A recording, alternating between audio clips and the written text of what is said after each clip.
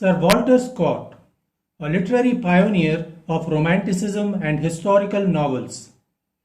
Hello and welcome to the discourse. Sir Walter Scott was a towering figure in 19th century literature, renowned as a poet, novelist, and historian. Born in Edinburgh, Scotland, he overcame childhood polio to become one of the most influential writers of the Romantic era.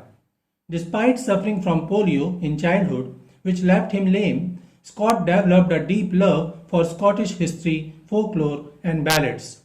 He studied law at the University of Edinburgh but soon turned to literature. His early interest in border ballads and medieval romances shaped his later works. His works masterfully blended history with fiction, revolutionized the novel, and left an indelible mark on world literature. Initially gaining fame as a poet, Scott later transitioned to prose, where his historical novels earned him widespread acclaim. He was also a prominent figure in Scottish society, becoming a baronet in 1820, hence the title Sir. However, financial troubles due to the collapse of his publishing venture led to significant debt, which he spent his later years working to repay. Despite economic struggles later in life, his prolific output and vivid storytelling cemented his reputation as the Wizard of the North. Sir Walter Scott is widely known as the father of the historical novels.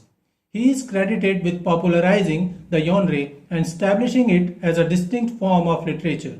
His novel Waverley is often considered the first true historical novel in English. Sir Walter Scott as a Romanticist.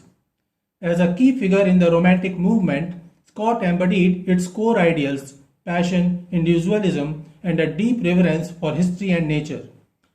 His poetry and novels celebrated Scotland's landscapes and folklore, evoking a sense of the sublime. Works like The Lady of the Lake, published in 1810, painted breathtaking images of the Highlands, fueling the era's fascination with wild, untamed nature. Meanwhile, his narrative poems such as Marmion, published in 1808, and The Lay of the Last Minstrel in 1805, wove together medieval chivalry, supernatural elements, and tragic heroism, all hallmarks of the Romantic literature.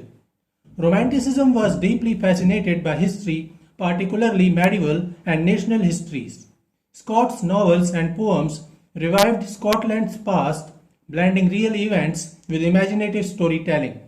His novels like Ivanhoe, published in 1819, and The Talisman in 1825, romanticized the Middle Ages, portraying knights, chivalry, and heroic deeds. Novels such as Waverley in 1814 and Rob Roy in 1817 explored Scotland's turbulent history, including the Jacobite rebellions, fostering a sense of cultural pride and Scottish national identity. Scott's Romanticism also shone through his portrayal of heroic rebels and outlaws, such as Rob Roy MacGregor, who defined authority and embodied the struggle for freedom. His novels often explored intense emotions, love, betrayal, and honor against the backdrop of historical upheavals, making history feel immediate and deeply personal. Ivanhoe's Rebecca is a strong-willed Jewish woman who defies medieval prejudices, showcasing romantic individualism. The father of historical novels. Scott's greatest contribution to literature was his development of the historical novel. Before him, historical writings was either a dry chronicle or a fantastical romance. Scott bridged the gap, crafting richly detailed narratives that immersed readers in the past while maintaining compelling drama. His Waverley, set during the Jacobite uprising of 1745, pioneered this genre, blending real events with fictional characters to explore themes of cultural conflict and national identity. This innovative approach influenced countless writers from Victor Hugo, The Hunchback of Notre Dame, to James Fenimore Cooper, The Last of the Mohicans. Beyond fiction, Scott's works played a crucial role in shaping Scotland's cultural identity, revising interest in its history and traditions at a time of rapid modernization. Noteworthy works. Before achieving fame as a novelist, Scott captivated readers with his narrative poems, which remains classics of Romantic literature. Poems, romantic tales of heroism and legend.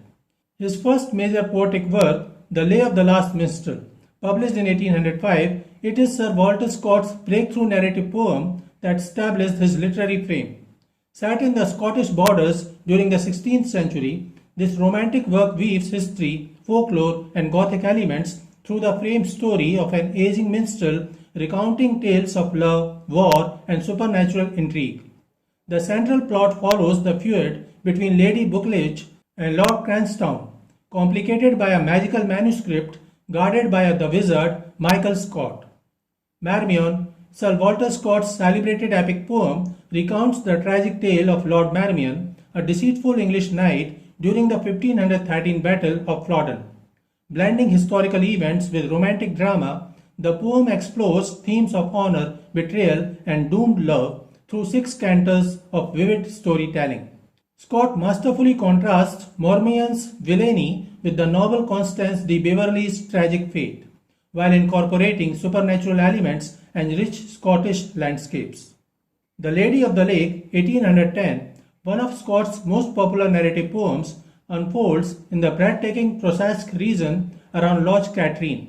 This romantic poem weaves a tale of medieval chivalry featuring King James V in disguise, the beautiful Ellen Douglas, and rival knights vying for her affection. Through 6 cantos of vivid nature descriptions and dramatic action, Scott captures Scotland's rugged beauty with exploring themes of honor, love, and political exile. It is a lyrical celebration of the Scottish Highlands, inspiring tourism in the Trossachs. Novels pioneering historical fiction. Scott's novels, particularly the Waverley series, redefined storytelling by merging fact and fiction. Waverley, in 1814, by Sir Walter Scott, the first historical novel in English literature, follows young English officer Edward Waverley during the 1745 Jacobite uprising. Torn between loyalty to the Hanoverian crown and sympathy for the Jacobite cause, Waverley's journey through Scotland exposes him to Highland culture, romance, and political turmoil. The novel blends real historical events with fictional drama, exploring themes of national identity, cultural conflict, and personal honor. Rob Roy, in 1817, his second novel, a thrilling adventure about the legendary Scottish outlaw Rob Roy MacGregor. He was a Jacobite Scottish outlaw who later became a Scottish and Jacobite folk hero. Ivanhoe, in 1819, Sir Walter Scott's most famous historical novel, transports readers to 12th century England during the reign of Richard the Lionheart. This sweeping tale of chivalry and adventure follows the disinherited knight Wilfred of Ivanhoe as he navigates a kingdom divided between Saxons and Normans. The novel's rich tapestry includes memorable characters like the noble outlaw Robin Hood, the fair Rowena, the spirited Rebecca the Jewess, the villainous Templar knight Brian de Bois Gilbert. As the prototype of the modern historical novel, Ivanhoe revived interest in medievalism and established tropes that would dominate popular culture. Its enduring legacy is evident in countless adaptations across theatre, film, and television, cementing its status as a cornerstone of English literature. The Heart of Midlothian, published in 1818, is a dramatic tale of justice and sisterly devotion, centered around the Proteus riots in Edinburgh. It is a gripping drama of justice and sacrifice during the Proteus riots. Kenilworth, published in 1821, is one of Sir Walter Scott's most compelling historical novels, set in Elizabethan England during the reign of Queen Elizabeth I. The story revolves around the tragic secret marriage between Robert Dudley, Earl of Leicester, and Amy Robsart, weaving together court intrigue, political ambition, and personal tragedy. Scott vividly recreates the splendor of Kenilworth Castle and the Elizabethan era, complete with lavish festivals and dangerous power struggles. The novel explores themes of love, betrayal, and the conflict between personal desires and political duty. Amy's plight as a woman trapped by her husband's ambitions offers a poignant critique of patriarchal society. Scott's portrayal of Elizabeth I as both majestic and vulnerable remains one of literature's most nuanced depictions of the Virgin Queen. While taking liberties with historical facts, Kenilworth captures the essence of Tudor England's glittering yet treacherous court life. Its dramatic tension and rich period detail make it a standout in Scott's Waverley novels, showcasing his ability to blend history with gripping human drama. So this is it for today. We will continue to discuss the history of English literature. Please stay connected with the discourse. Thanks and regards.